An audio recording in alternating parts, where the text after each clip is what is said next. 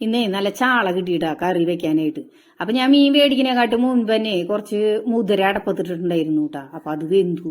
ഒരു 5 വിസിലടിച്ചപ്പോ അത് വെന്തു. അപ്പൊ അതിലേക്ക് ഇത്തിരി ചുവന്നുള്ളിയും വെളുത്തുള്ളിയും കറിവേപ്പിലയും ചുവന്നമുളകും കൂടി ഇട്ടിട്ടാണ് കേട്ടോ ഞാൻ ഇന്ന് കറി കാച്ചണത്.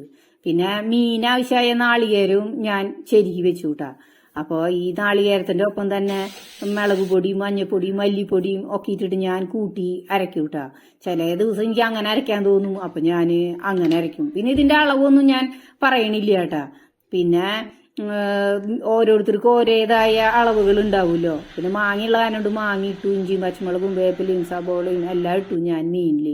പിന്നെ അരച്ച് വെച്ച അരപ്പ് കൂടി നമ്മൾ ഒഴിച്ച് നല്ലോണം കൈകൊണ്ട് കൂട്ടി തിരുമ്പിയിട്ട് നമ്മൾ അടുപ്പത്ത് വെക്കുമ്പോൾ തന്നെ നല്ലൊരു മണം വരും. പിന്നെ നല്ലൊരു ടേസ്റ്റാണ് ആ കറിക്ക്. പക്ഷെ നമുക്ക് ഈ മാങ്ങക്കാലം കഴിഞ്ഞിട്ട് മാങ്ങിയിട്ട് വെക്കുമ്പോൾ അത്രയ്ക്ക് അങ്ങോട്ട് രസം ഉണ്ടാവില്ല. എന്നാലും ഞാൻ മാങ്ങ വീട്ടിലുള്ള കാരണം കൊണ്ട് അവിടെ ഇവിടെയൊക്കെ ഓരോന്ന് നിൽക്കണ കാരണം കൊണ്ട് ഞാനത് പൊട്ടിച്ചിട്ട് അതിൽ ഇടണു എന്നുള്ളൂട്ടാ. കുടപ്പുള്ളി ഇടുമ്പോഴന്നെയാ അതിന്റെ ഒരു ടേസ്റ്റ് കിട്ടുക. എന്നാലും മാങ്ങ കളയാൻ തോന്നുന്നില്ല നമുക്ക്.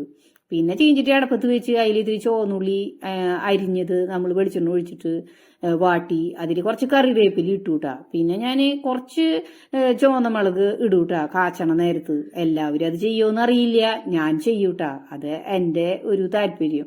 നിങ്ങൾ ആരെങ്കിലും അങ്ങനെ ചെയ്യണ്ടെങ്കിൽ എനിക്ക് എന്നോട് കമന്റ് ഇട്ടോളൂട്ടാ എനിക്ക്. പിന്നെ ഈ വീഡിയോ നിങ്ങൾക്ക് എല്ലാവർക്കും ഇഷ്ടപ്പെട്ടിട്ടുണ്ടെങ്കിൽ എന്നെ സപ്പോർട്ട് ചെയ്യാനും ആരും മറക്കരുത് കേട്ടാ.